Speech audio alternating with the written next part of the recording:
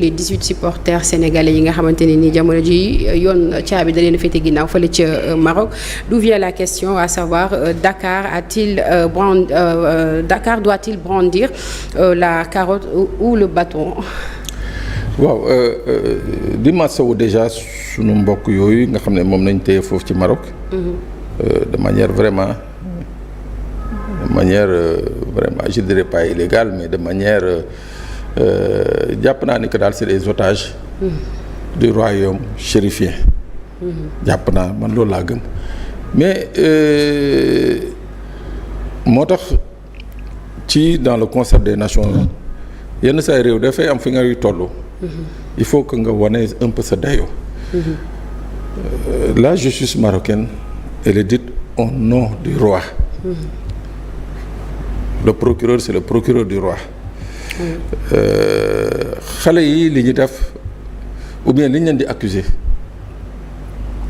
c'est condamnable mais suñu xoolee ci contexte bi mu am. oui.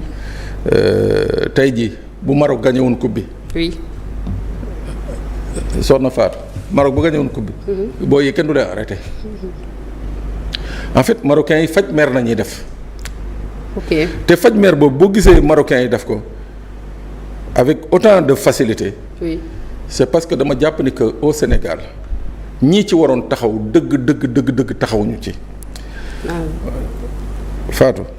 mbir mi dafa am le lendemain équipe du Sénégal toute la délégation sénégalaise. jógee foofu bàyyi fa xale yi. oui. par décence laa la wax par décence. le ministre des président fédération waruñu woon jógee Maroc. ok si. parce que xale yi c'est des ambassadeurs du Sénégal yu déplacé wu. Sénégal dem pour sigil baatu Sénégal sigil raaya Sénégal. oui. incident bi am fa. on a vu ñun ñëpp on a vu les images. Oui. c'est pas parce qu'on est des Sénégalais qu'on va les supporter déedéet.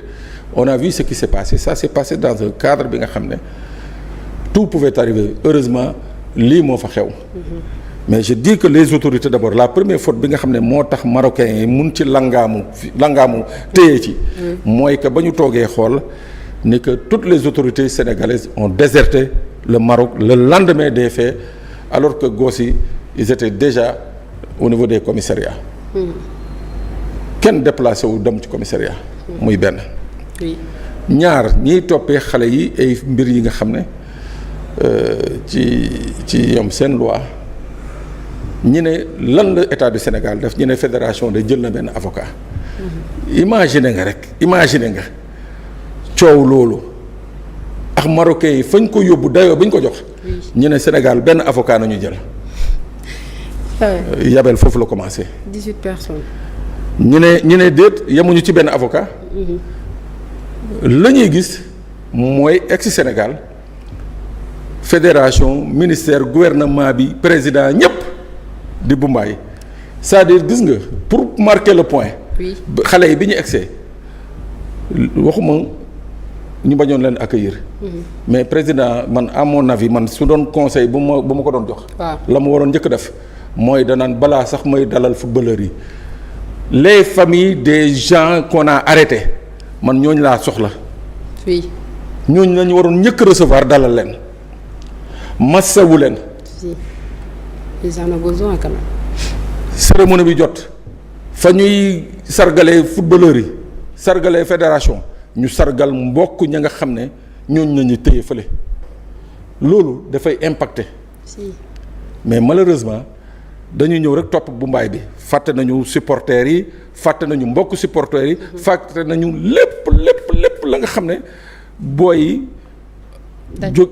sacrifié wu nañu jógee fii ñii jógee France ñii jógee yeneen dëkk dajee Maroc pour supporter Sénégal ba Sénégal am ndam. oui. waaw loolu dëkk bu mel ni Maroc am naqar. ay Marocains nekk ci réseau yi di xataraayu di rey seen bopp. mais ñoom it ñu gis ni que kon Sénégal gii nga xam ne ñun ñu ngi téye seen doom yi ñoom ñu ngi bumbaay fële. waaw kon ñun tamit ñun. pour dalal suñu xelu njaboot ñun fii Maroc nga xam ne ñoom it seen xol ngi tàng. pour defal leen ñu nit nañu def lii en fait mbir mi noonu rek c'est-à-dire c'est la seule lecture qu'il fallait faire. Oui. Les Marocains ont compris que Sénégal nañu waroon jëlee mbir mi. Oui. ba ñu xam ne que lii naqari na l'ensemble du peuple sénégalais jëlewuñ ko noonu. parce que ñu ngi feetu ñu ngi fi et comme je le dis souvent les ambassades là c'est tous des agences de renseignement lu xew fii léegi dans 5 minutes 10 minutes egg na Rabat. Oui. donc am na la nga xam ne bu ñu ko gérer woon problème bi xëy na du ñu egg si fii. loolu mooy benn aspect deuxième aspect bi mooy. wax naa ko ci njëlbeen bi nee naa il fallait vraiment mettre en avant l'outil diplomatique. À mon avis je dis bien à mon avis. Oui. Même bu dee le ministre des Affaires étrangères le premier ministre dem nañu foofu mais dama jàpp ni que lu mel ni une question de cette dimension président de la République Bassirou Diomaye Faye moo waroon jël avion wàcc Rabat dem seeti Rabat bi masawu ko ci lii da am ba pare ne ko nag man lii moom fi indi woon sama njaboot gi lii de nga ma mën a jàppale président buy dem jël xalif général day Tidiane wala jël ay nit yi nga xam ne xalif bi dana leen désigner ñu bokk délégation ànd ak moom c'est-à-dire loolu dana doon peut-être jouer sur la situation des gosses. Mais moi je dis encore une fois si la justice marocaine a fait du grand n'importe quoi mais ñu nit fii au Sénégal nos autorités ne sont pas indemnes de reproches ne sont pas exemptes de reproches. Oui. Voilà. mais gis nañu ci autorité yooyu noonu sax ñu bari seen xel daloon na bu ñu yëgee ni premier ministre dafay dem fële ca Maroc bi mu demee ñu gis ne que dañu yenn ñi jàpp ni que dañu rapproché seen datu procès mais après procès bi gis nañu ay peine 3 mois à 1 an mu mel ni peut-être loolu deful effet est-ce que tey ji grâce royale du doon recours. waaw lu mun a nekk la fu mu nekk nii. dañuy tàllal suñuy loxo rek di ñaan. que buur bi finalement fasse preuve de dépassement. daal di jël benn décret royal ne de grâce na leen budul loolu malheureusement ces gosses vont pour la plupart perdre 1 an là-bas. Et je crois que c'est dommage xam nga ndax lan c'est dommage. barki Demba Ndiaye rek benn équipe marocaine ak benn équipe égyptienne. ñu ngi doon jouer ba ay toj am ci. ok pourtant arrêté wuñu kenn. bien sûr. pourtant arrêté wuñu kenn waaw enfin arrêté nañ leen le temps mbir mi sedd après ñu bàyyi leen. mais là les Marocains avaient envie de prendre une vengeance mooy maanaam. comme gagné wuñu woon coupe bi.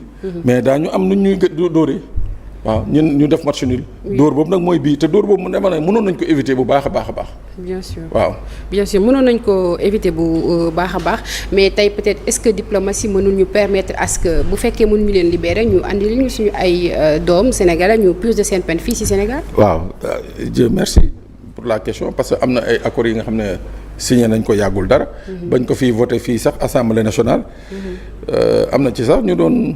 fëgg dënd naan vote loi boobu pour Macky Sall. pour Macky oui. voilà donc tey jii voilà loi boobu c'est dans le cadre d'une entraide judiciaire mooy maanaam sénégalais yi nga xam ne. bu ñu leen condamné foofu Maroc mun nañ leen indi fii ñu purger seen peine. marocains yi nga xam ne ñoo nekk fii bu ñu leen condamné fii ñu mun a dem Maroc purger seen peine moi je crois que ce mécanisme là il faut le faire bouger très rapidement. pour que xale yi ñu jëlee leen fay indi leen fii au moins. fii daañu mun a am accès. à leurs parents parce que fële c'est extrêmement difficile. gis nga man dama ci am ay boy yi nga xam ne yu ay supporters sooy jokkoo ak ñoom dañ la naan ñun li ñu gën a metti c'est pas mooy que ñun nu ñu ignorer boy yi. oui parce que imagine ñu ne la 18 boy ñu ne benn avocat nañu jël. non sëgam benn nit sax day am pool d'avocat ma santuma la 18. benn avocat nañu jël mais mooy que ñoom problème bi. jëluñu ko au sérieux te ba tey jii président fédération bi moom ministre bi ñu ngi wër Sénégal di wane coupe. waaw coupe bi tamit. tey jii waroon na leen fekk fële Maroc. ñuy am ay actes ñuy poser. voilà c'est-à-dire loolu dana defal les familles. dana defal sax xale yi nga xam ne ñoo nekk fële. mais ñu ngi nii di wër Sénégal. mel ni équipe nawetaan bu gagné coupe. loolu c'est des images yi nga xam ne wax dëgg yàlla. méngoowul ak méttitu ñi nga xam ne ñoo nekk ci kaso bi ak seen i mbokk. waaw am na solo bu baax a baax daanaka situation 18 supporters sénégalais yooyu moom sénégalais yëpp la soxal gis nañu influenceurs yi si wax mais Pape est-ce que tey bu fekkoon peut-être ñenn ñi ci joueurs yi gis nañu influence bu ñu am est-ce que tey ñoom tamit bu ñu porté woon combat bi à travers seen ay posts wala seen ay sorties est-ce que tamit loolu du xaw a am benn impact tuuti. waaw tout à fait. Bon je crois que à part Mamadou Matar Sarr. Pape Matar Sarr oui. À part lui gisuma beneen joueur bu ci wax waaw et ces joueurs de l'équipe nationale doivent comprendre une chose. mooy bu ñuy dem ba bu ñuy football yi. bu ñu gisul public bii seen gannaaw.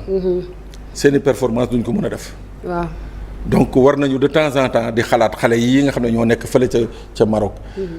war nañ leen xalaat. waaw def ay postes s'il le faut même prendre la parole s'il le faut daal créer ay initiatives pour justement en faveur de ces gosses là. mais moi j'ai la nette impression que oui on a gagné la coupe c'était le plus important ñële c'était des ambassadeurs du Sénégal. ay gaynde lañ ay gaynde oui voilà tout de même ay gaynde lañ que ça soit Ale Casa Lébu gi ak 12e gaynde ñoom ñi à chaque fois bu Sénégal amee compétition dañuy daal di génn wane seen bopp accompagner Lions yi ñi nga xamante ne ñoo nekk ci terrain bi ñoom tamit ñu ci tribune bi di mouiller le maillot en quelque sorte di leen ñaanal rek peut-être grâce royale mën na am wala dans le cas contraire ñu andi leen fii rek loolee dina doon lu gënal sénégalais waaye tamit dina gënal seen ay mbokk ak seen ay jegeñaale donc Pape dañuy daal di ñëw nag cette fois-ci si li nga xamante moom moo di coowal réduction des comptes ñu gis kàddu yi le premier ministre yëkkati